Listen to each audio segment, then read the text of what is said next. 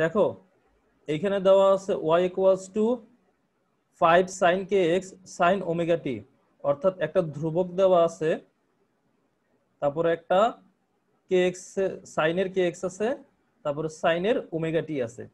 ঠিক আছে, এটা অবশ্যই স্থির তরঙ্গের সমীকরণ। কারণ আমি বলছিলাম না যে যদি একটা ধ্রুবক থাকে তার সাথে সাইনের বা কজের kx থাকে, তার সাথে যদি সাইনের বা কজের ওমেগা t থাকে, তাহলে সেটা কিসের সমীকরণ? স্থির তরঙ্গের সমীকরণ। এটা একটা স্থির তরঙ্গের সমীকরণ। এই দুইটাই সাইন হইতে হ্যাঁ পারবে? হ্যাঁ হ্যাঁ, দুইটাই সাইন হইতে পারবে। আমি ওই দিন যে কথাটা বলছিলাম সেটা ভুল। ঠিক আছে, দুইটাই সাইন হইতে পারবে, দুইটাই কস হইতে পারবে, একটা সাইন একটা কস এটাও হইতে পারবে। ঠিক আছে, জি ভাই। তাহলে ব্যাকগ্রাউন্ডটা কালো করছেন কেন? তো কেমনটা লাগে? সাদাই ভালো। জি ভাই, সাদাটাই ভালো। সাদাই ভালো। আচ্ছা ঠিক আছে, আগামী দিন থেকে সাদা করবো ইনশাআল্লাহ। আচ্ছা দেখো এখানে তাহলে 5 যেটা আছে এটা হচ্ছে কনস্ট্যান্ট। তোমাদের তো মনে থাকার কথা, যদি মনে করো যে এরকম একটা তরঙ্গ থাকতো আর কি, যে দুইটা তরঙ্গের সমন্বয়ে স্থির তরঙ্গ তৈরি হয় তাদের বিস্তার কি সমান হইতে হয় না? বুঝতে পারছো কথাটা? যে দুইটা তরঙ্গের সমন্বয়ে স্থির তরঙ্গ তৈরি হবে তাদের বিস্তার অবশ্যই সমান হইতে হবে। তাহলে একটা তরঙ্গের যদি বিস্তার হয় a, ঠিক আছে, ধরো একটা তরঙ্গের বিস্তার আছে a, আরেকটা তরঙ্গ যদি এই তরঙ্গের সাথে মিলিত হয়ে স্থির তরঙ্গ তৈরি করতে চায়, ওই তরঙ্গের বিস্তার হইতে হবে কত? a। ঠিক আছে না? এটা তো বুঝতে পারছো? তাহলে এরকম এরকম ধরো দুইটা তরঙ্গ মিলে একটা স্থির তরঙ্গ তৈরি করলো, তখন স্থির তরঙ্গের সমীকরণে সবার সামনে যে ধ্রুবকটা থাকে সেটা কি থাকে? যদি a বিস্তার থাকে তাহলে এই ধ্রুবকটা থাকে কি 2a, অথবা -2aও থাকতে পারে। ঠিক না? এক কথায় এইখানে যে বিস্তার, মূল যে তরঙ্গের বিস্তার, মূল তরঙ্গের বিস্তারের দ্বিগুণ থাকে। ঠিক না? তার মানে এইখানে বোঝা যাচ্ছে যে এই 5 হচ্ছে যে এই স্থির তরঙ্গের সমীকরণে ধ্রুবকটা কত আসছে? 5। তাহলে মূল যে তরঙ্গটা আছে সেই মূল তরঙ্গের বিস্তার কত? অবশ্যই 2.5। এটা বুঝতে কারো কোনো সমস্যা? মূল তরঙ্গের বিস্তার কত হবে? 2.5। ঠিক আছে না? তাহলে এটা পরীক্ষায় কিভাবে লিখবা? তাহলে লিখবা যে কি, যে একটা তরঙ্গের সমীকরণ দিবা, আরেকটা তরঙ্গের সমীকরণ দিবা, যে এই দুইটা তরঙ্গ মিলে যদি একটা স্থির তরঙ্গ তৈরি করে তাহলে তার সমীকরণ হয় এইরকম। তাহলে দেখা যাচ্ছে যে মূল তরঙ্গের বিস্তারের যে দ্বিগুণ সেটা থাকে যে স্থির তরঙ্গের সামনে ধ্রুবকটা। তাহলে এর সামনে যেহেতু ধ্রুবক 5 আছে সেহেতু মূল তরঙ্গের বিস্তার হবে 2.5। ঠিক আছে? আচ্ছা তাহলে দেখো sin kx, দেখো এই অংশটুকুর উপরে নির্ভর করতেছে কি? সুস্পন্দ বিন্দু নিস্পন্দ বিন্দুর অবস্থান। ঠিক আছে না? দেখো আমরা এর আগের দিন দেখছি যে যদি sin kx থাকে, খেয়াল করো, যদি sin kx থাকে তাহলে সুস্পন্দ বিন্দুগুলোর অবস্থান কি হয়? দেখো হয় sin kx থাকবে অথবা cos kx থাকবে, এই দুইটার একটাই তো থাকবে। ঠিক না? আমরা যে দুইটা তরঙ্গের সুস্পন্দ বিন্দু নিস্পন্দ বিন্দু বের করছি, একটা কিন্তু সাইন দিয়ে করছি আর cos দিয়ে তোমাদেরটা কি হোমওয়ার্ক দিছিলাম। ঠিক না? তাহলে যারা দুইটাই করছো তাদের কি দুইটাই হয়ে গেছে। তাহলে দেখো এখন কিন্তু তুমি খুব সহজেই বলে দিতে পারবা যদি sin kx থাকে তাহলে এর সুস্পন্দ বিন্দুগুলোর অবস্থান কি হবে? 2n into λ/4। λ/4 এর জোড় সংখ্যার গুণিতক। ঠিক না? 2n। আর যদি এখানে আর এটা হচ্ছে কি সুস্পন্দ, সরি এটা এটা কিসের সুস্পন্দ বিন্দু না নিস্পন্দ বিন্দু? ভাই এটা নিস্পন্দ বিন্দু তো। এটা হচ্ছে নিস্পন্দ বিন্দুর অবস্থান। আর হচ্ছে সুস্পন্দ বিন্দুর অবস্থান হবে 2n + 1, অর্থাৎ λ/4 এর জোড় সংখ্যার গুণিতক। আর শূন্যটা যেটা আর কি, ঠিক আছে, শূন্য যেটা সেটা সবসময় কার সাথে থাকে? জোড় সংখ্যার সাথে থাকে। ঠিক আছে? যদি x এর মান 0 হয়, ঠিক আছে, তাহলে সেটা কি হবে? নিস্পন্দ বিন্দু হবে। আর x এর মান যদি λ/4 হয়, অর্থাৎ n এর মান যদি 0 হয়, এখানে n এর মান যদি 0 হয় তখন x এর মান কত? 0। কিন্তু এখানে যদি n এর মান 0 হয় তখন x এর মান কত? λ/4। এখানে দেখো তাহলে এটা হবে কি নিস্পন্দ বিন্দু, এটা হবে সুস্পন্দ বিন্দু। আর কজের ক্ষেত্রে কি ঠিক উল্টা, কজের ক্ষেত্রে এটা হয়ে যাবে কি নিস্পন্দ বিন্দু, এটা হয়ে যাবে কি সুস্পন্দ বিন্দু। তাহলে এখানে দেখলেই তুমি বলে দিতে পারবা sin kx থাকলে cos kx থাকলে, ঠিক আছে না? জি ভাইয়া। আচ্ছা, তাহলে তার এখন আমরা কয়েকটা অঙ্ক দেখব, ঠিক আছে, গাণিতিক সমস্যা। এই ভাইয়া একটা যে প্রবলেম ছিল ওইটা। সেই গাণিতিক সমস্যার মধ্যে আমরা কথা বলবো, ঠিক আছে? জি আচ্ছা, এখন কি আর একটু ভালো দেখা যায়? জি ভাইয়া দেখা যায়। চোখের জন্য সবুজ রং ভালো, সবুজ থেকে তো অনেক দূরে আছি আমরা, তোমরা হয়তো বা আছো, আমি তো একদম সবুজের বাইরে। আচ্ছা ভাই আমি এখানে সবুজ বাগেই আছি। আচ্ছা, তাহলে দেখো প্রথম গাণিতিক সমস্যাটা, সমান বিস্তার ও তরঙ্গ দৈর্ঘ্যে দুটি তরঙ্গ y1 equals to a/2 sin omega t minus kx O y2 equals to a/2 sin omega t plus kx একটি তার বরাবর বিপরীত দিক থেকে এসে একে অপরের উপর আপতিত হয়ে স্থির তরঙ্গের সৃষ্টি হয়। a equals to 2 millimetre, k equals to 3.14 centimetre inverse, omega equals two 78.5 radian per second হলে উপরে পাতিত তরঙ্গ দুটির বেগ নির্ণয় করো। x ইকুয়ালস টু 2.33 সেন্টিমিটার দূরে কণার কম্পনের বিস্তার নির্ণয় করো। দেখো এই অঙ্কটা নেওয়ার উদ্দেশ্য হচ্ছে যে তোমাদেরকে যে এককগুলা কিভাবে ইউজ করতে হবে সেটা সম্পর্কে আর কি একটু পরিচিত করানো, ঠিক আছে? কারণ দেখো খেয়াল করো, বিস্তারের এককটা দেওয়া আছে কিসে, মিলিমিটারে, আর কে এর এককটা দেওয়া আছে আবার সেন্টিমিটার ইনভার্স, আবার ওমেগার এককটা আছে রেডিয়ান পার সেকেন্ড, এটা ঠিক আছে, আবার এক্স এর এককটা দেওয়া আছে আবার 2.33 সেন্টিমিটার। এইরকম যদি থাকে যে মিক্সচার আছে তখন কিভাবে করতে হবে সেটা একটু খেয়াল করো। সব সময় কিন্তু এসআই এককে যদি তুমি কনভার্ট করো সব সময় হবে না, বিশেষ করে তরঙ্গের ক্ষেত্রে এই জিনিসটা একটু খেয়াল রাখতে হবে, ঠিক আছে? ভিতরে কোন এককগুলা দেওয়া আছে, এই ভিতরে যদি সেকেন্ড আর কি সেন্টিমিটার একক, এক্স তো হচ্ছে দৈর্ঘ্য, ঠিক না? তাহলে কে এর মানটা যদি সেন্টিমিটার ইনভার্সে থাকে তাহলে এক্স এর মানটা তোমাকে সেন্টিমিটারেই বসাইতে হবে। আমার কথাগুলো খুব মনোযোগ দিয়ে শোনো। কে এর মান দেখো, তুমি যখন এই সাইনের ভিতরে মানগুলা বসাবা, কে এর মান যদি সেন্টিমিটার ইনভার্সে থাকে তাহলে এক্স এর মান অবশ্যই সেন্টিমিটারেই বসাইতে হবে। বিপরীত ভাবে যদি এক্স এর মান থাকে সেন্টিমিটারে তাহলে কে এর মান অবশ্যই তোমাকে সেন্টিমিটার ইনভার্সে ইউজ করতে হবে। আবার দেখো কে এর মান যদি মিটারে থাকে আর কি মিটার ইনভার্স, কে তো আর কি এই সেন্টিমিটার ইনভার্স মিটার ইনভার্স এরকম আর কি কে একক, তাহলে যদি মিটার ইনভার্স থাকে কে এককটা তাহলে এক্স এর এককটা তোমাকে অবশ্যই মিটারে দিতে হবে। এক্স এর এককটা আর আর কে এর এককটা তোমাদেরকে সেভাবে মিলাই মিলাই দিতে হবে। একইভাবে টি এর এককটা আর ওমেগার এককটা মিলাই মিলাই দিতে হবে। এটা নিয়ে সাধারণত কোনো ঝামেলা হয় না, কারণ ওমেগার একক সবসময় রেডিয়ান পার সেকেন্ডেই থাকে আর টি এর একক সবসময় সেকেন্ডেই থাকে, ঠিক না? তুমি যে কোনো আর কি হিসাব করো না কেন আর কি সেন্টিমিটার আর কি সিজিএস পদ্ধতি এমকেএস পদ্ধতি সকল পদ্ধতিতেই টি এর এককটা সবসময় সেকেন্ড থাকে। এই কারণে এইটুকুতে তো কোনো সমস্যা হয় না। সুতরাং এইটুকুতে কোনো তোমাদের সমস্যা হয় না, কিন্তু এইটাতে একটু সমস্যা হইতে পারে। তাহলে এই দুইটা একই রকম রাখতে হবে, ঠিক আছে? এখন দেখো আমার প্রশ্ন হচ্ছে যে এর একক আর এই দুইটার একক কি একই রাখতে হবে কিনা, না সেটা কোনো জরুরি না।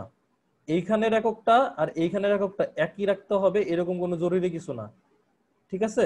দেখো তুমি একটা জিনিস খেয়াল করো, যখন এটা সেন্টিমিটার ইনভার্স আর এটা হচ্ছে সেন্টিমিটার, তাহলে এই দুইটা দুইটা কিন্তু কাটাকাটি চলে যাবে। যদি তুমি অন্য কোনো একক দাও তাহলে কিন্তু কাটাকাটি যাবে না, ঠিক আছে? কাটাকাটি যে এখানে ভিতরে কি থাকতেছে, কোণ থাকতেছে।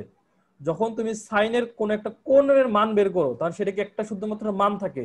মনে করো যে আমি যদি বলি সাইন 90 এটা সমান কত 1, এটা কোনো মিটারও না কিছুই না, এটা শুধুমাত্র একটা মান নির্দেশ করে। সাইন 90 ডিগ্রির মান কত 1, ঠিক আছে? এটা কিন্তু কোনো একক নির্দেশ করে না। এই সাইন 90টা এটা যার সাথে গুণ হইতেছে সেই এককে কনভার্ট হয়ে যাবে। তাহলে দেখো এইখানে তুমি যেই এককই দাও না কেন কে আর এক্স যদি তুমি সেম রাখো তাহলে এটা কোণ হয়ে যেতেছে এই পুরোটা। এই কোণের যখন তুমি সাইন বের করবা সেটা কি নির্দেশ করবে, একটা মান নির্দেশ করবে। সেই মানের সাথে তুমি যে একক গুণ করবে সেই এককই থাকবে। যদি তুমি এটা মিলিমিটার এককে থাকে তাহলে মিলিমিটার এককে অ্যান্সার আসবে, যদি এটা সেন্টিমিটার এককে থাকে তাহলে সেন্টিমিটার অ্যান্সার আসবে। আমার কথাটা সবাই বুঝতে পারছো, এই এককের কনভার্সনটা? জি ভাইয়া বুঝতে পারছি। জি ভাইয়া। আচ্ছা, এখন তাহলে আমরা গাণিতিক সমস্যাটা সমাধান করার চেষ্টা করি। দেখো, উপরিপাতিত তরঙ্গ দুটির বেগ নির্ণয় করো। বেগ বের করতে বলছে, ঠিক আছে না? তাহলে আমরা জানি বেগ কিভাবে বের করে, ওমেগা ডিভাইডেড বাই কে, অথবা বলতে পারো টি এর সহগ ডিভাইডেড বাই কে এর সহগ। তরঙ্গের বেগ, ঠিক না? তরঙ্গের বেগ কি? টি এর সহগ ডিভাইডেড বাই এক্স এর সহগ, বা ওমেগা ডিভাইডেড বাই কে। তাহলে উপরিপাতিত তরঙ্গ দুইটার বেগ কি হবে? V equals to omega divided by K. ওমেগার মানও দেওয়া আছে, কে এর মানও দেওয়া আছে। দেখো, ওমেগার মান দেওয়া আছে রেডিয়ান পার সেকেন্ডে, আর কে এর মান দেওয়া আছে সেন্টিমিটার ইনভার্সে। আমরা সেইটাই বসাইলাম, ঠিক আছে? ভাই তাহলে কেমনে এটা বুঝলাম না, আরেকবার। তরঙ্গ বেগ ইকুয়ালস টু ওমেগা বাই কে না, টি এর সহগ ডিভাইডেড বাই এক্স এর সহগ। যখন আমরা অগ্রগামী তরঙ্গের সমীকরণ পড়ছিলাম তখন তো আমরা এগুলো আলোচনা করছি তরঙ্গ বেগ সম্পর্কে। এখানে টি এর সহগটা ওমেগা না, আর এক্স এর সহগটা কে না? বা আচ্ছা, আমি তোমাদেরকে করে দেখাই। ওমেগা সমান সমান কি? 2 পাই এফ, ঠিক আছে না? আর কে সমান সমান কি? 2 পাই বাই ল্যামডা, ঠিক আছে?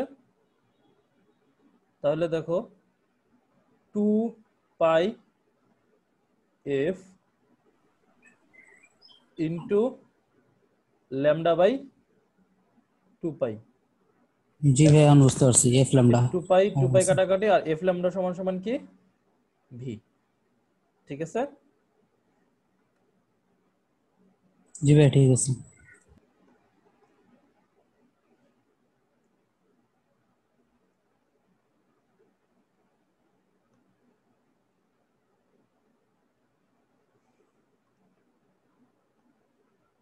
তাহলে দেখো, এইখানে ওমেগার এককটা আছে রেডিয়ান পার সেকেন্ডে, আর কে এর এককটা আছে সেন্টিমিটার ইনভার্সে। তাহলে ভি এর এককটা আসবে সেন্টিমিটার পার সেকেন্ডে। তাহলে ভি আসলো 50 সেন্টিমিটার পার সেকেন্ড। আমরা এটাই রাখলাম, মিটার পার সেকেন্ডটা কনভার্ট করার দরকার নেই। এখন দেখো, বলছে যে দ্বিতীয় প্রশ্নটা দেখো, তাহলে আমাদের প্রথমটা সলভ করা হয়ে গেল। দ্বিতীয়টা দেখো, এক্স ইকুয়ালস টু 2.33 সেন্টিমিটার দূরে কণার কম্পনের বিস্তার নির্ণয় করো। তাহলে কণার কম্পনের বিস্তার নির্ণয় করো, এর মানে হচ্ছে যে স্থির তরঙ্গ আছে, সেই স্থির তরঙ্গে এক্স ইকুয়ালস টু 2.33 সেন্টিমিটার দূরে যে কণাটা আছে তার বিস্তার বের করতে হবে, ঠিক না? তাহলে যেহেতু এখানে দুইটা তরঙ্গের সমীকরণ দেওয়া আছে, এখান থেকে আমাকে আগে স্থির তরঙ্গের সমীকরণটা বের করতে হবে। তারপরে সেইখানে আমাকে এক্স এর মানটা 2.33 বসায়া সেই কণাটার বিস্তার বের করতে হবে। বুঝতে পারছো সবাই? এখানে তো স্থির তরঙ্গের জি ভাই। সমীকরণটা দেওয়া জি নাই, ভাইয়া। সেহেতু আমাদেরকে প্রথমে স্থির তরঙ্গের সমীকরণটা বের করতে হবে। তাহলে স্থির তরঙ্গ সমীকরণ আমরা কিভাবে বের করব? ওই যে একইভাবে ওয়াই নেট বা Y equals to Y one plus Y two. তাহলে ওয়াই ওয়ান এর মান বসাই দিলাম, ওয়াই টু এর মান বসাই দিলাম। সেইখান থেকে যে এ বাই টু কমন নিলাম, তাহলে আমাদের থাকলো sine omega T minus K X plus sine omega T plus K X. তারপরে যে sine C plus sine D এর সূত্র দিলাম, 2 into sine C plus D by two into cos C minus D by two. তাহলে আমাদের থাকলো A by two into 2 sine 2 omega T divided by 2 cos minus 2 K X divided by 2। তাহলে এখান থেকে থাকলো এ, দেখো 2 2 কাটাকাটি গেল, তাহলে আমাদের থাকলো A into cos of minus K X into sine of omega T. তাহলে আমরা জানি কজ অফ মাইনাস থিটা, এটা হচ্ছে কস থিটা। তাহলে আলটিমেটলি আমাদের তরঙ্গের সমীকরণ আসলো Y equals to A cos K X sine omega T. এখন এই এক্স এর মান যখন 2.33 সেন্টিমিটার, তখন তার বিস্তার কত হবে সেটা আমাদেরকে বের করতে হবে। দেখো, এটা হচ্ছে তরঙ্গের সমীকরণ y equals to a cos kx sin omega t। তাহলে এইখানে তোমাদেরকে আমি গতদিন বলছিলাম না যে এই অংশটুকু হচ্ছে কি নির্দেশ করে? বিস্তার, ঠিক না? বিস্তার। আর বাকি অংশটুকু সাইন ওমেগা টির সাথে যে অংশটুকু থাকে সেটা কি নির্দেশ করে? দশা, বিস্তার। ঠিক আছে না? স্থির তরঙ্গের ক্ষেত্রে তাহলে বিস্তার কোন অংশটুকু? a cos kx, এই অংশটুকু হচ্ছে বিস্তার। আর দেখো, যদি সুস্পন্দ বিন্দু হইতো তাহলে তার বিস্তার কত হইতো? a হইতো, তখন cos kx এর মান কত হইতো? 1 হইতো। কিন্তু এটা তো সুস্পন্দ বিন্দু না, স্পন্দ বিন্দু, আমরা সেটা জানি না। আমাদেরকে তাহলে x এর মান বসায় তার বিস্তারটা আমরা বের করব, ঠিক আছে? এখন দেখো, এইখানে যে মূল তরঙ্গের বিস্তার অর্থাৎ এ সেটা কিন্তু দেওয়া আছে, ঠিক আছে, 2 মিলিমিটার। মূল তরঙ্গের বিস্তার সেটা কিন্তু দেওয়া আছে 2 মিলিমিটার, ঠিক আছে। এখন তাহলে আমাদের এই অংশটুক দেওয়া আছে, এখন দরকার কি তাহলে cos kx এর মান বের করা।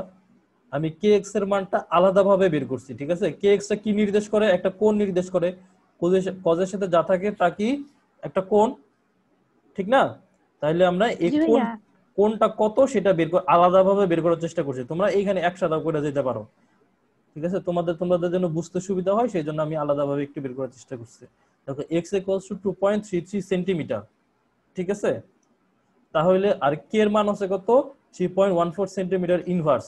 তাহলে কে এর মান যেহেতু 3 সেন্টিমিটার ইনভার্স এককে আছে, x এর মান সেন্টিমিটারে আছে, সেহেতু আমি x এর মানটাকে আর SI এককে কনভার্ট করব না, ঠিক আছে, কারণ এই সেন্টিমিটার ইনভার্সে কাটাকাটি গিয়ে কোণ তৈরি করবে, ঠিক আছে। তা নাইলে তো একক কাটাকাটি যাবে না। এটাকে তুমি এসআই এককে কনভার্ট করলে এইটাকেও এসআই এককে কনভার্ট করতে হবে, ঠিক আছে।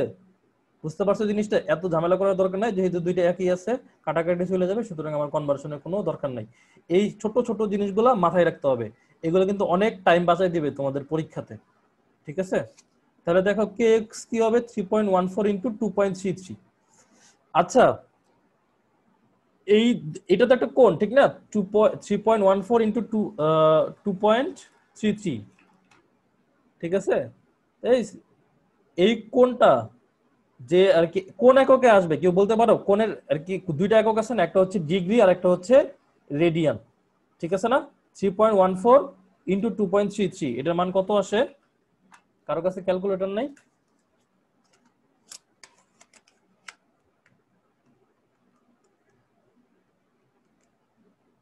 $7.3162, ঠিক আছে, এইটা আসছে।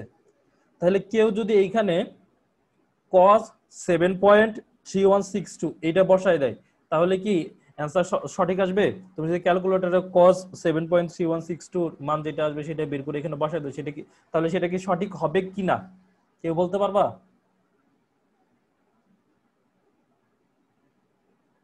এইগুলো তো অলরেডি জানার কথা তোমাদের,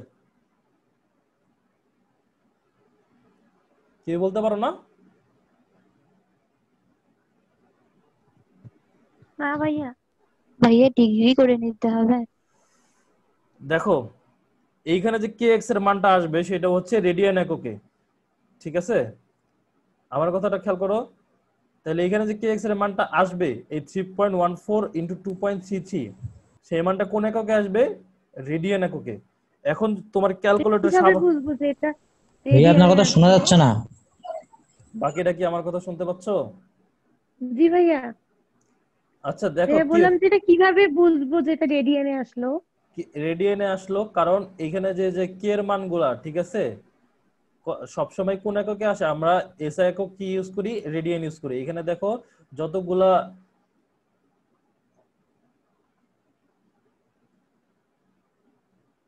দেখো ওমেগার মান দেওয়া আছে কিসে? রেডিয়ান পার সেকেন্ডে, ঠিক আছে।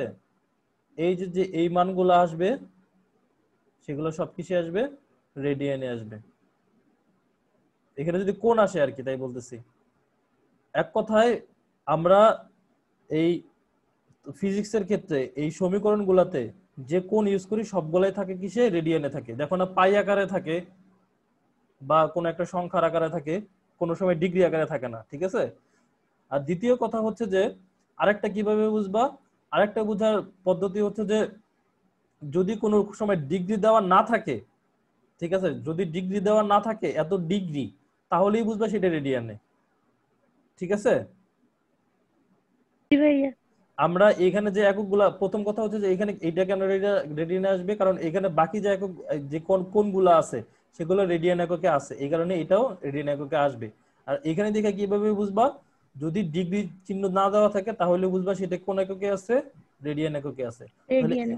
তাহলে তোমরা যদি কোনো সময় এইখানে কে এক্সটা গুণ করার ফলে যেটা আসবে সেটা যদি সরাসরি ক্যালকুলেটর থেকে হিসাব করতে চাও, ঠিক আছে, অনেক সময় আছে, দেখো আরো অন্যভাবে কিভাবে করা যায় সেটা আমরা দেখবো একটু পরেই।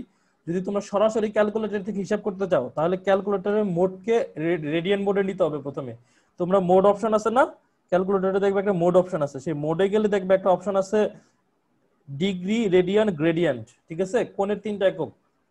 দুই দুই নাম্বারটা হচ্ছে রেডিয়ান। তোমরা সেই রেডিয়ানে যদি তোমরা মোডে নিয়ে নাও তখন তোমরা এই কজের এই কজ 7.3162 এটা ইউজ করতে পারবা। ঠিক আছে, তখন এটা তোমাদের বসাই দিলে যে মানটা আসবে সেটা তুমি সমীকরণে সরাসরি ইউজ করতে পারবা। বুঝতে পারছো? তোমাদের ক্যালকুলেটর তো আছে ডিগ্রি মোডে, তুমি যখন cos 7.3131 বের করবা তখন সে কি cos 7.31 ডিগ্রির মানটা দিবে। ঠিক আছে, কিন্তু তোমার তো দরকার cos 7.31 রেডিয়ানের মান, তাহলে ক্যালকুলেটরটা তুমি আগে রেডিয়ানে নিয়ে নিবা। এটাকে বলতেছে সহজ করার জন্য আর কি। আর যদি আর কি পরীক্ষাতে তো এত সময় থাকবে না, অনেক সময় তো মনে করো যে এই যে দেখো আমরা একটু পরে দেখবো যে এটাকে কিভাবে আরো সহজ করা যায় আর কি, অনেক বড় পদ্ধতি আর কি। তাহলে যদি কোনো সময় তুমি খুব দ্রুত অঙ্ক করতে চাও, চাও যে তুমি রেডিয়ানেই ই করবাই, সেটাকে আর ডিগ্রি মিগ্রিতে কনভার্ট করতে চাইতেছো না, ঠিক আছে, তখন তুমি করবা কি এই সরাসরি ক্যালকুলেটরকে রেডিয়ান মোডে নিয়া তারপরে ওই কজ তার মান কত আসে সরাসরি বের করে ফেলবা, বের করে তারপরে এখানে বসাই দিবা, তাহলেও হয়ে যাবে।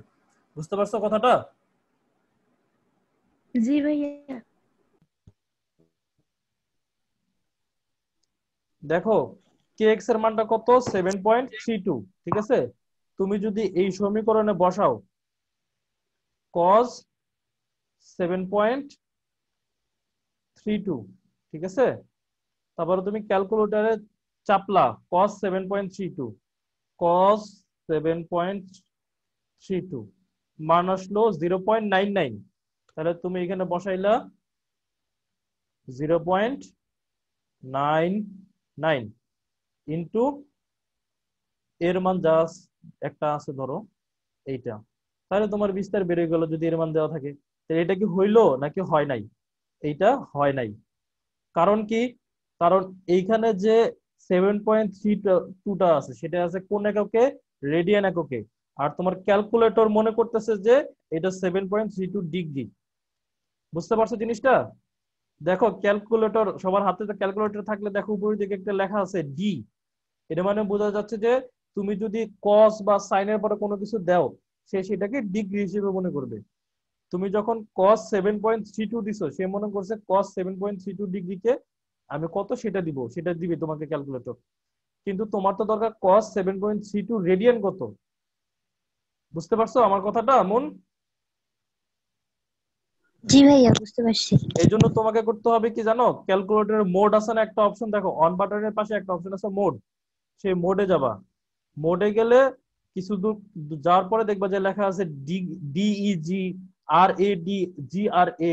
ডিইজি মানে হচ্ছে ডিগ্রি, আর এ ডি মানে হচ্ছে রেডিয়ান, জি আর এ মানে হচ্ছে গ্রেডিয়েন্ট। ঠিক আছে, গ্রেডিয়েন্ট আমাদের অত লাগে না, এটাও কোণের একক। ঠিক আছে, তোমাদের মেনলি লাগে ডিগ্রি আর রেডিয়ান।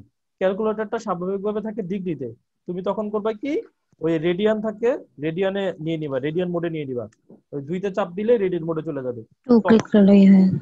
ঠিক আছে, তখন রেডিয়ান মোডে যাওয়ার পরে তুমি cos 7.32 দাও, তখন আসবে কত 0.5। ঠিক আছে, তার মানে এখন আমাদের মানটা ঠিক আছে। তার মানে cos 7.32 রেডিয়ান মানে হচ্ছে 0.5। তাহলে 0.5 এর মান আমরা যদি বসাই দেই তাহলে আমাদের বিস্তার বের হয়ে যাবে।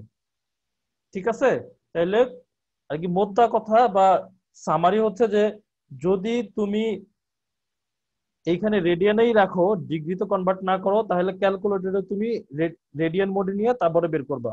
ঠিক আছে, আর যদি তুমি ডিগ্রিতে কনভার্ট করতে পারো তখন তুমি ক্যালকুলেটরে সেই ডিগ্রিটা দিবা। বুঝতে পারছো এখন কথা?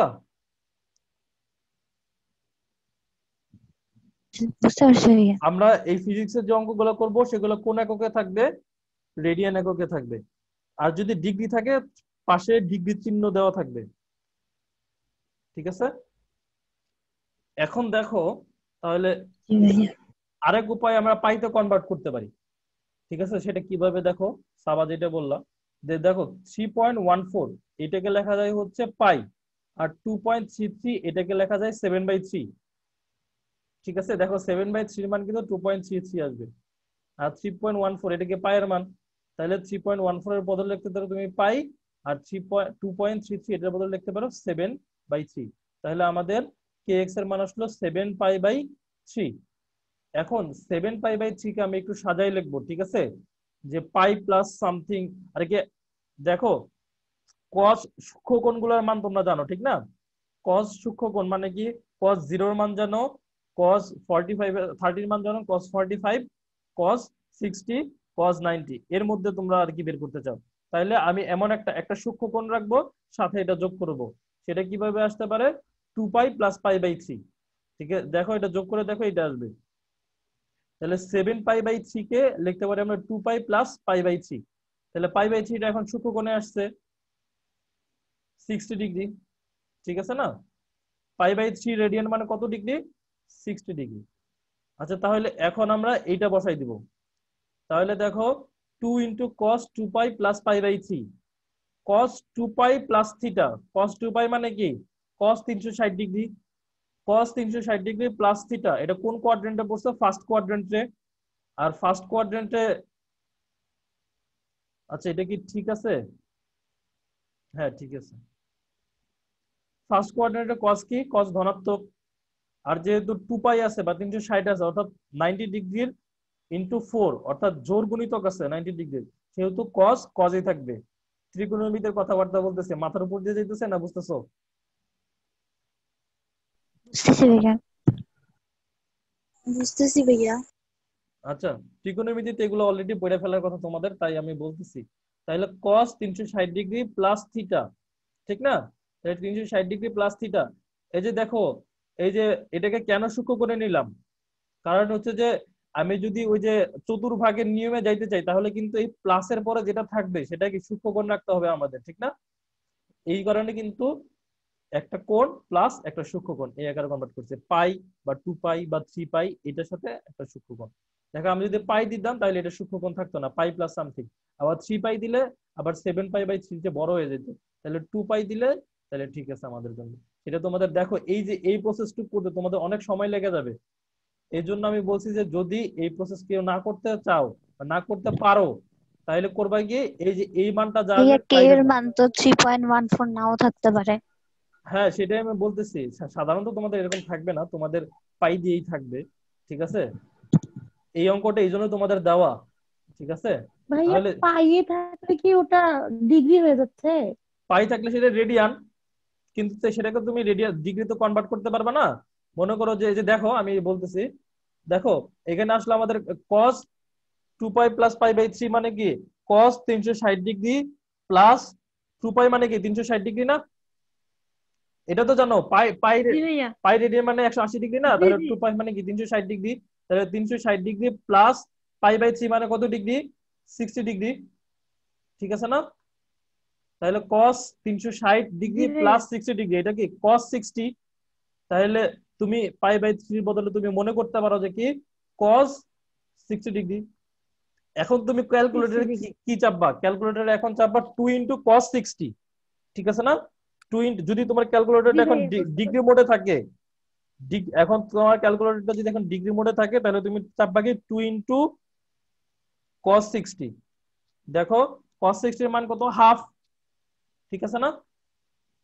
হাফ। আমাদের আগে দেখো ওই যে যখন আমরা রেডিয়ানে বের করছিলাম তখন তার 0.5 আসছিল না? মনে আছে না? একটু আগে দেখলাম আমরা রেডিয়ানে বের করলে কত আসতেছিল? 0.5। দেখো রেডিয়ান মোড দিয়ে আমরা ক্যালকুলেটর থেকে যখন বের করলাম তখন 0.5 আসলো না? এখনো কত আসলো? 0.5ই আসলো না? তাহলে আমাদের আলটিমেটলি রেজাল্ট আসবে কি 2 × হাফ, cos 60 এর মান কত? হাফ। তাহলে আমাদের আলটিমেটলি রেজাল্ট আসলো 1 মিলিমিটার। কারণ কি? কারণ এর এককটা হচ্ছে মিলিমিটার এককে আছে। আর cos সামথিং বা sin সামথিং সেটা শুধুমাত্র একটা মান নির্দেশ করে, সেটা কোনো একক নির্দেশ করে না। সেটা যে এককের সাথে গুণ হবে সেটাকে নির্দেশ করবে। এই কারণে দেখো cos বা sin এর ভিতরে যে অংশটুকু থাকবে সেইগুলোর একক এক রাখতে হবে। cos এর বাইরে যা আছে, এখানে ধ্রুবক যা আছে তার সাথে মিলাইতে হবে এমন কোনো জরুরি নাই। সে এটাকে যদি তুমি সেন্টিমিটার এককে কনভার্ট করতা, তাহলে তোমার কি আসতো? কোনো অঙ্কে কোনো সমস্যা হইতো? সমস্যা হইতো না, যা আছে তাই থাকতো। কিন্তু এই ভিতরের গুলাতে এক রাখতে হবে, যেমন কে এক্স, এগুলা কি মিলাই রাখতে হবে। বুঝতে পারছো? তাহলে এখানে দুইটা জিনিস শিখতে পারলা তোমরা এই অঙ্কটাতে। যদিও অঙ্কটা অনেক সহজ সরাসরি সূত্র দিয়েই, কিন্তু একটা জিনিস হচ্ছে যে এককের কনভার্সন, যে কোণের ভিতরে যে অংশটুকু থাকবে কজের ভিতরে বা সাইনের ভিতরে, অর্থাৎ কোন অংশটুকু যেটুকু থাকবে সেইটুকের ভিতরে সবসময় এক জাতীয় একক রাখতে হবে। সেন্টিমিটার থাকলে সেন্টিমিটার, ইনভার্স থাকলে সেগুলো মিলাই মিলাই রাখতে হবে, ঠিক আছে? আর কজ অফ সামথিং বা সাইন অফ সামথিং, অর্থাৎ কজের কোনো কোণ বা সাইনের কোনো কোণ যদি তুমি বের করো সেটা কি নির্দেশ করে? একটা মান নির্দেশ করে। সুতরাং কজ বা সাইনের সাথে কোনো একটা যদি সংখ্যা বা রাশি গুণ আকারে থাকে, তাহলে ওই রাশির যে একক আর এটার মিলাইতে হবে এমন কোনো নাই। তবে এটার ভিতরে এক রাখতে হবে, আর ওইটা ওই কজের বাইরে যে রাশিটা থাকবে বা সাইনের বাইরে যে রাশিটা থাকবে সেই এককে তোমার রেজাল্ট আসবে। বুঝা গেছে জিনিসটা? আর দ্বিতীয় একটা জিনিস হচ্ছে যে যদি কোনো সময় এই কে এক্স এর মান, বা শুধু কে এক্স না, সাইন বা কজের ভিতরে যাই থাকুক না কেন, দেখো যে তুমি তুমি পাই আকারে কোনো কিছু নাই, ঠিক আছে? পাই আকারে থাকলে তো তুমি সরাসরি 180 ডিগ্রি থেকে পাইকে 180 ডিগ্রি ধরে ডিগ্রিতে কনভার্ট করে ফেলতে পারতেছো, তখন তুমি ক্যালকুলেটর ওই ডিগ্রিটা বসে হিসাব করে ফেলতেছো। যদি দেখো যে পাই আকারে নাই বা তোমার কাছে কনফিউশন লাগতেছে, ঠিক আছে, তুমি করবা কি, ক্যালকুলেটরটাকে রেডিয়ান মোডে নিয়ে যাবা, রেডিয়ান মোডে নিয়ে ওইখানে যা আছে সেটাই বসাই দিবা, ঠিক আছে, মানটাই বসাই দিবা, তাহলে তোমার কি হয়ে যাবে। দেখো তোমরা কেউ ক্যালকুলেটরে যদি cos 3.1416 ভাগ 3, অথবা ক্যালকুলেটরে কিন্তু পাইও লেখা যায় সরাসরি, তাহলে তুমি যদি কেউ ক্যালকুলেটরকে রেডিয়ান মোডে নিয়ে cos পাই ভাগ 3 এটা বের করো, তাও কিন্তু 0.5 আসবে, ঠিক আছে? কেউ cos পাই ভাগ 3 বের করো, দেখবে ইমানি আসবে। ঠিক আছে, বুঝা গেছে জিনিসটা সবার? জি ভাইয়া। এগুলো কিন্তু প্র্যাকটিক্যাল ভাইয়া কথাবার্তা। এখানে আর একটা হচ্ছে, এ যে এখানে মিলিমিটারে আছে না, হুম হুম। ওই জন্য তো আমরা মিলিমিটারে বের করলাম, কিন্তু আমরা তো সাধারণত সবকিছু মিটারে নিয়ে যাই না, এখানে হ্যাঁ, কি নিয়ে যাবো না? মিটারে নিয়ে যাওয়ার দরকার নাই, ঠিক আছে, মিটারে নিয়ে যাওয়ার দরকার নেই। এই 1 মিলিমিটার যদি তুমি অ্যান্সার লেখো তাও হয়ে যাবে, যেহেতু ওনারা মিলিমিটারে দিয়ে দিছে। যদি দাও তাও কোনো ভুল আচ্ছা নাই, ভাইয়া।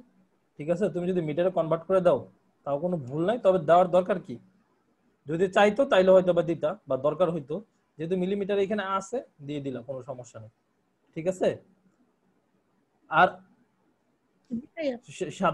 সাধারণ নিয়ম ফিজিক্সের কিন্তু সাধারণ নিয়ম হচ্ছে যে সবগুলো এসআই এককে কনভার্ট করে নিয়ে তারপর অঙ্ক করা, ঠিক আছে?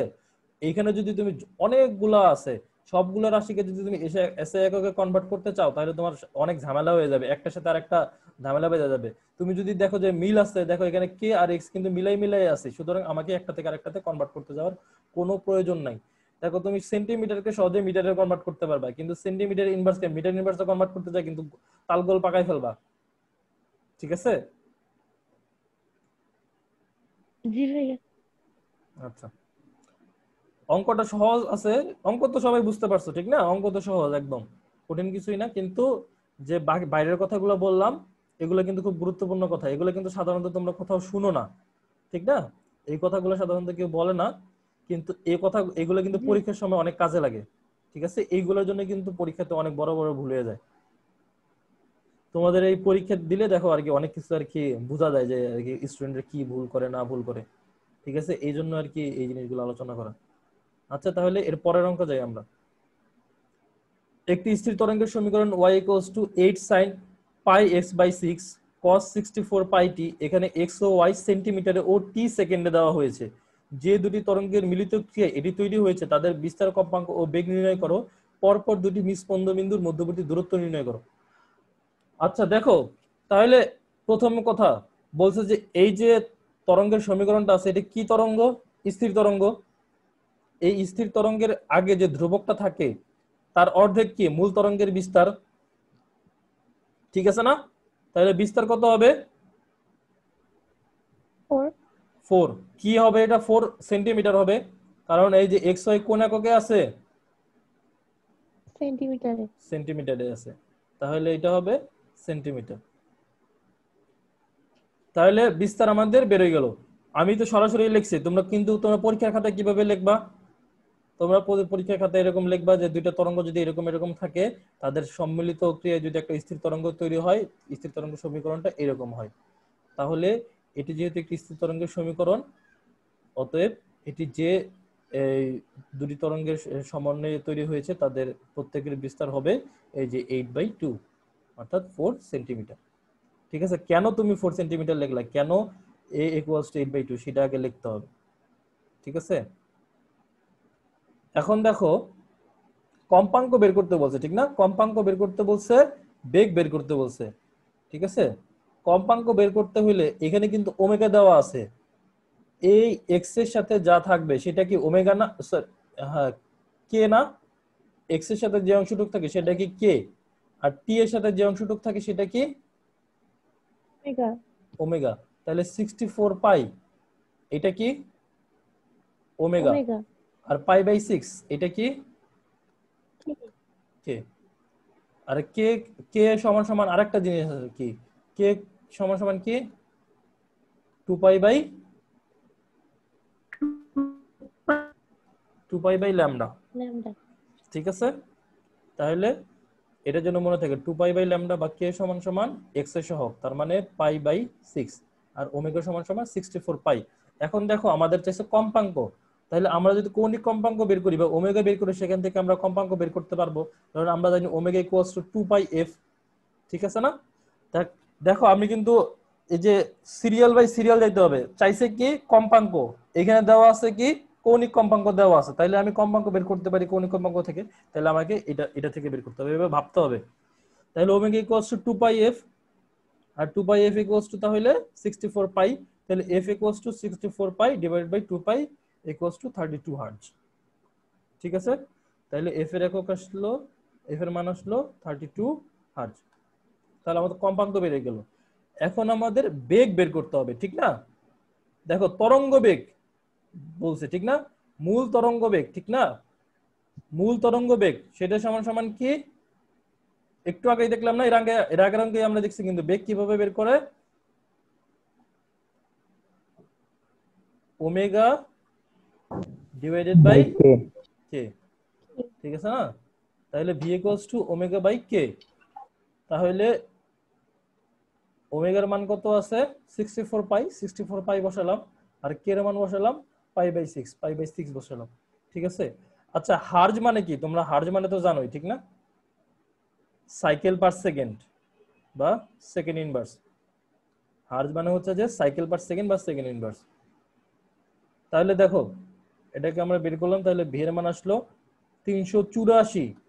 দেখো এখানে কিসে কিসে একক আছে, সেন্টিমিটারে আছে আর হচ্ছে সেকেন্ডে আছে, তাহলে আমাদের ভি এর এককটা আসবে সেন্টিমিটার পার সেকেন্ডে। ভি এর এককটা কিসে আসবে সেন্টিমিটার পার সেকেন্ডে। এটা নিয়ে কারো কোনো কনফিউশন আছে, সেন্টিমিটার পার সেকেন্ড কেন লিখলাম? এখানে উল্লেখ করা আছে জন্য লিখলাম না। হ্যাঁ হ্যাঁ সেইটাই, যেহেতু এক্স ও ওয়াই একক, এক্স ওয়াই মানে কি সরণ বা অবস্থান, সরণ বা অবস্থান সেটা কোন এককে, উল্লেখ সেন্টিমিটার করা এককে। না থাকতো, উল্লেখ করা না থাকলে যদি উল্লেখ করা না থাকে হ্যাঁ স্বাভাবিকভাবে স্বাভাবিকভাবে এসআই একক ধরে নেওয়া যায়, ঠিক আছে। কিন্তু যদি উল্লেখ করে দেয়, তোমাদেরকে সবসময় উল্লেখ করে দেওয়াই থাকে, ঠিক আছে। ও তরঙ্গের জি ক্ষেত্রে আর কি, কারণ তরঙ্গের ক্ষেত্রে একটু উল্টা পাল্টা দেয়, তো এই জন্য তরঙ্গের ক্ষেত্রে উল্লেখ করাই থাকে। তাহলে একটা হলো কি এই সেন্টিমিটার সেকেন্ড, এই এক্স ওয়াই অর্থাৎ সরণের এককটা আছে সেন্টিমিটারে, আর সময়ের এককটা আছে সেকেন্ডে, তাহলে বেগের একক অবশ্যই সেন্টিমিটার পার সেকেন্ডে আসবে। এখন দেখো আমাদেরকে বলছে পরপর দুটি নিস্পন্দ বিন্দুর মধ্যবর্তী দূরত্ব। পরপর দুটি নিস্পন্দ বিন্দুর মধ্যবর্তী দূরত্ব কত তোমরা তো জানো, λ/2 না?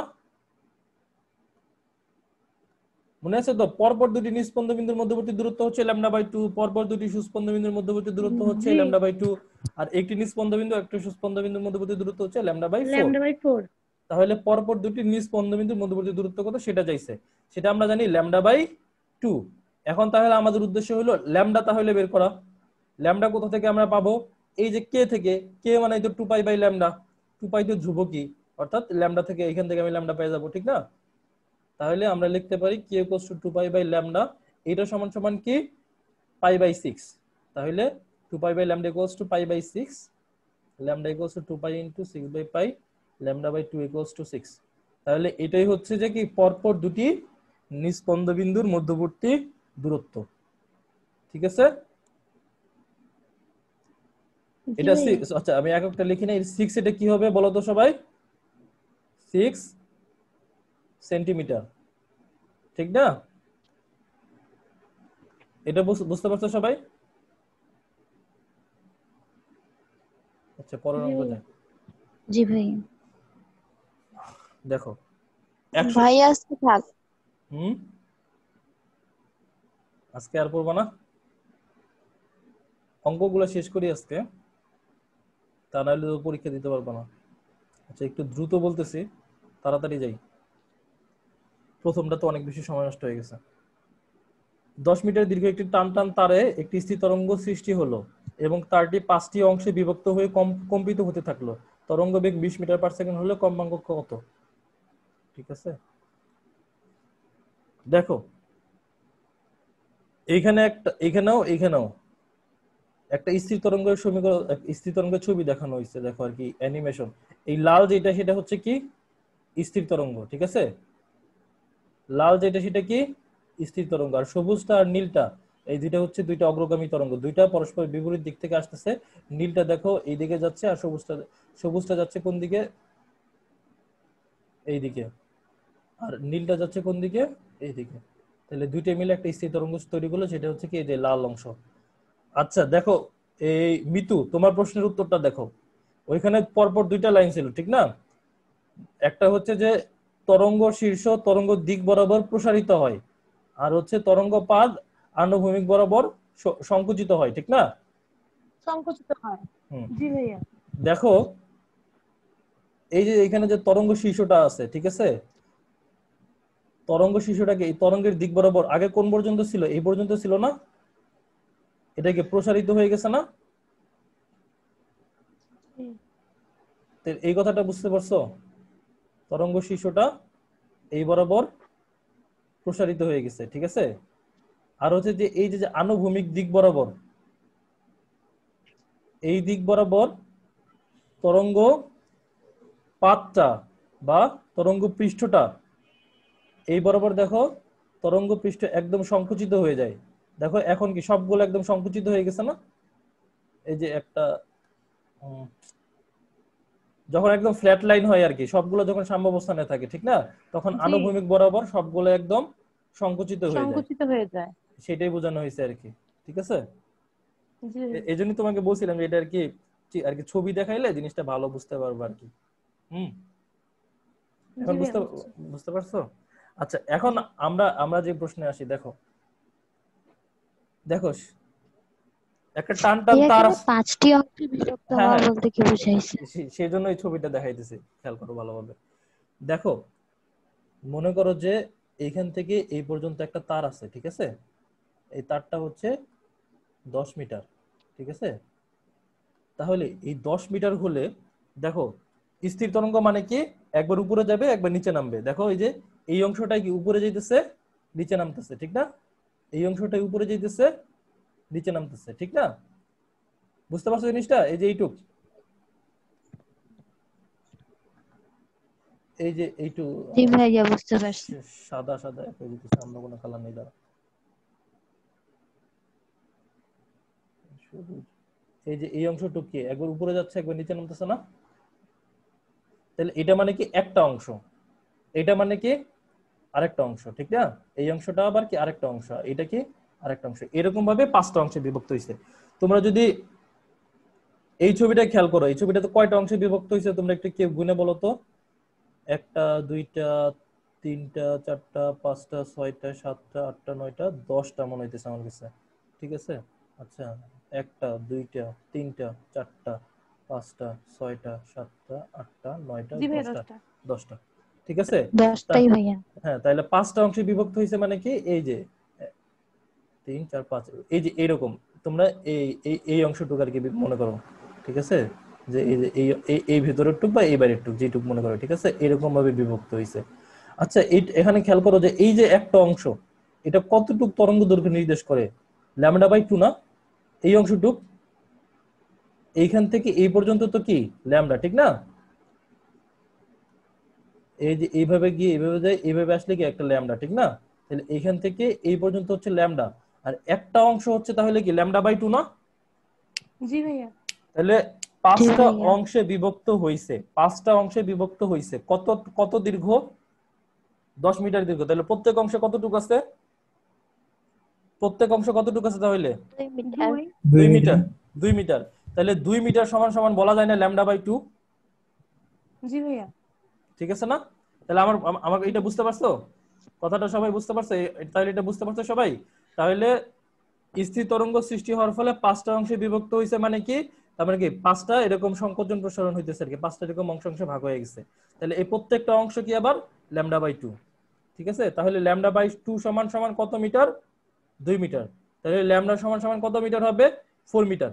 আচ্ছা দেখো আমাদের চাইছে কি কম্পাঙ্ক চাইছে, আর দেওয়া আছে কি বেগ, তার মানে ভি দেওয়া আছে, ল্যামডা চাইছে, তাহলে আমাদের সরি এফ চাইছে, আমরা V equals to f lambda এই সূত্র যদি ইউজ করি তাহলে আমাদের বের হয়ে যাবে না? তাহলে আমরা যদি ইউজ করি v equals to f lambda, অতএব f equals to v by lambda. এখানে ভি এর মান দেওয়া আছে 20, ল্যামডার মান আমরা পাইছি কত 4, তাহলে এফ এর মান হচ্ছে 5 হার্জ। ঠিক আছে, এইটুক তো সহজ, শুধু এইটা বের করাটা একটু জি ভাইয়া। ট্রিক্স আর কি, ঠিক আছে? ল্যামডাটা বের করাটাই ট্রিক্স। হ্যাঁ আচ্ছা, জি ভাইয়া। তারপরের অঙ্ক দেখি। 2 π/2 রেডিয়ান দশা পার্থক্যের সদৃশ ভাইয়া আগের পৃষ্ঠাটা একটু আরেকবার দেখান তো। দেখো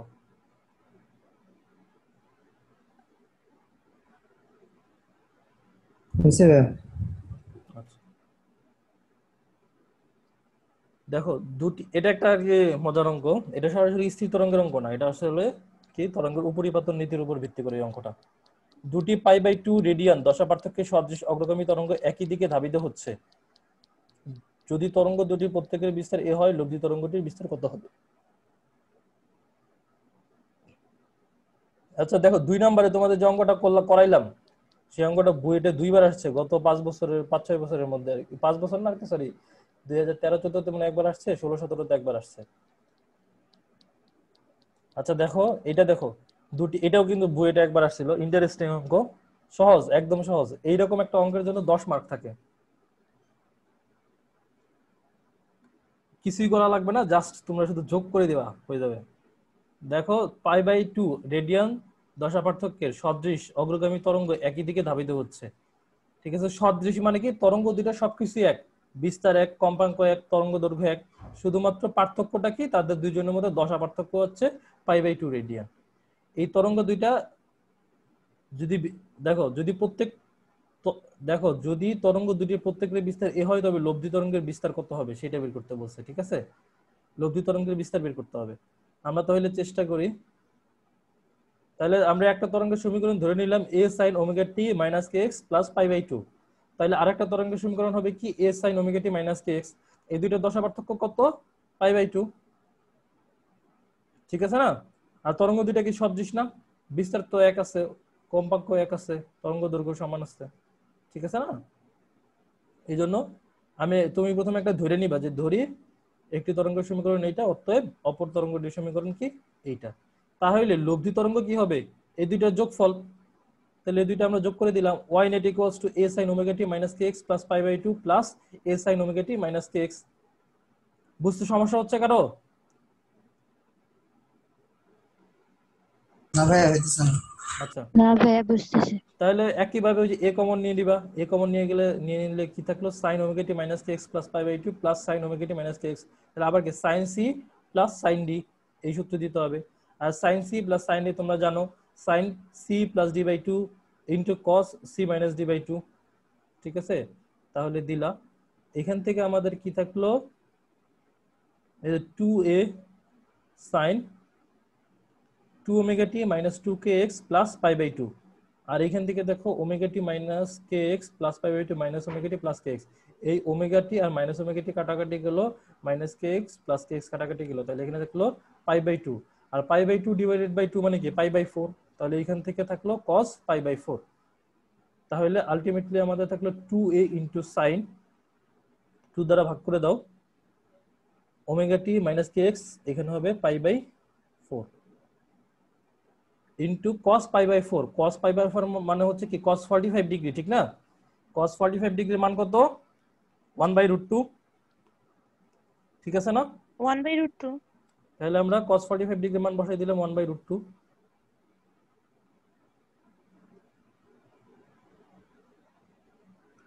তাহলে দেখো 1/√2। এখন তাহলে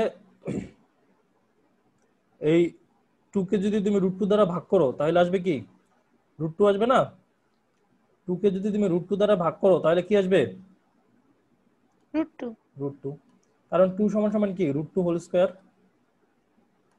এটা তো সাধারণ হিসাব আর কি, ঠিক আছে? হুম, তাহলে 2 √2 কে ইনটু √2 √2 থাকলো, তাহলে √2 থাকলো।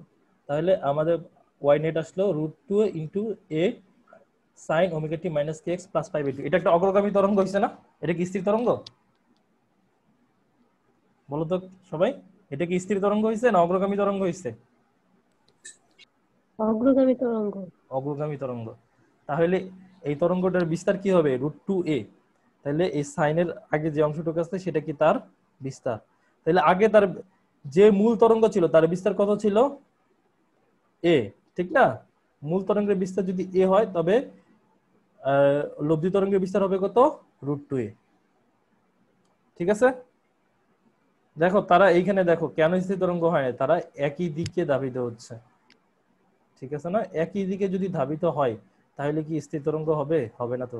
স্থির তরঙ্গ হইতে হলে তো বিপরীত দিক থেকে আসতে হবে। তাহলে এইটাই কি একটা অগ্রগামী তরঙ্গের সমীকরণ। এই দুইটা তরঙ্গ মিলে নতুন একটা অগ্রগামী তরঙ্গ তৈরি করছে, সেই লব্ধি তরঙ্গের বিস্তার হবে √2। বুঝতে পারছো সবাই? জি ভাইয়া। আচ্ছা, তা স্থির তরঙ্গ আর হচ্ছে আহ, আহ, স্থির তরঙ্গ আর তরঙ্গের উপরিপাতন নীতি সম্পর্কে এই অঙ্কগুলো মোটামুটি আসবে এই 2 দিনে যা করাইলাম, ঠিক আছে? এর মধ্যে ইনশাল্লাহ সব কভার হয়ে যাবে। এখন সময় আছে আর 5 মিনিট।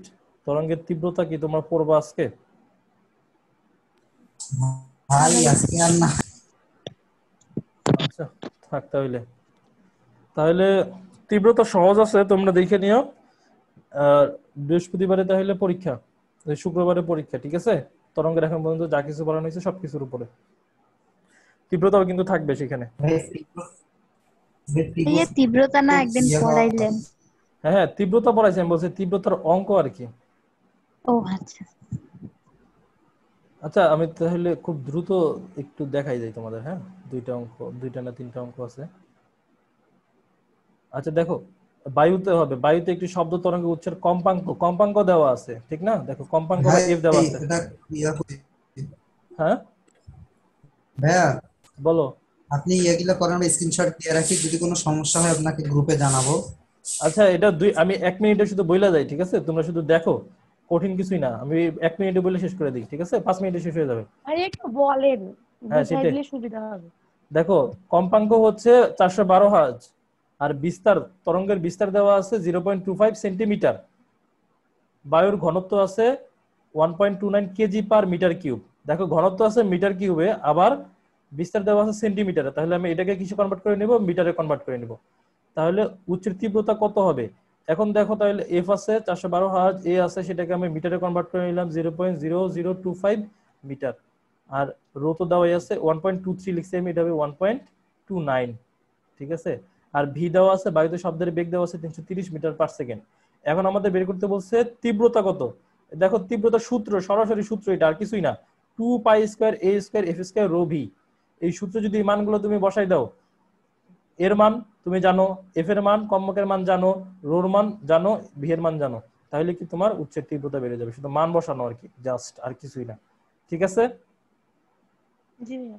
এরপরটা দেখো, একটি উচ্চ 40 ওয়াট ক্ষমতার শব্দ উৎপন্ন করে, উচ্চটি বিন্দু উচ্চ ধরে নিয়ে ওর থেকে 2 কিলোমিটার দূরে তীব্রতা নির্ণয় করো। এখন দেখো আমরা কিন্তু দেখছিলাম যে I = P/4πr²। পি হচ্ছে কি ক্ষমতা।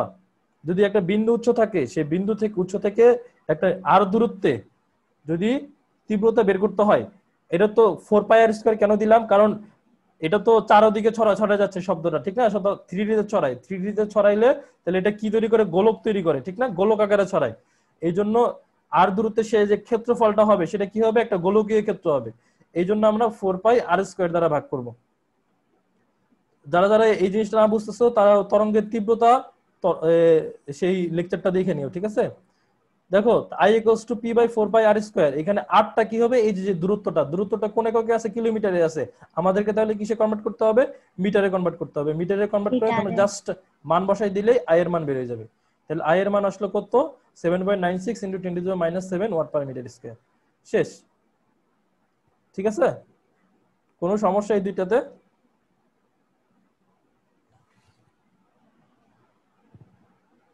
আচ্ছা, এখন এটা হোমওয়ার্ক, আজকের হোমওয়ার্ক আর কি। সবাই স্ক্রিনশট দিয়ে নাও, সবার কে কে আছে আমি দেখে নেই।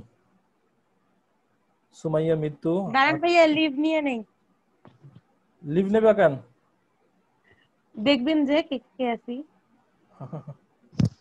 দেখে ফেলছি অলরেডি। এই 7 জন, আমি আজকে রাত 10টার ভিতরে 7 জনের হোমওয়ার্ক চাই, ঠিক আছে?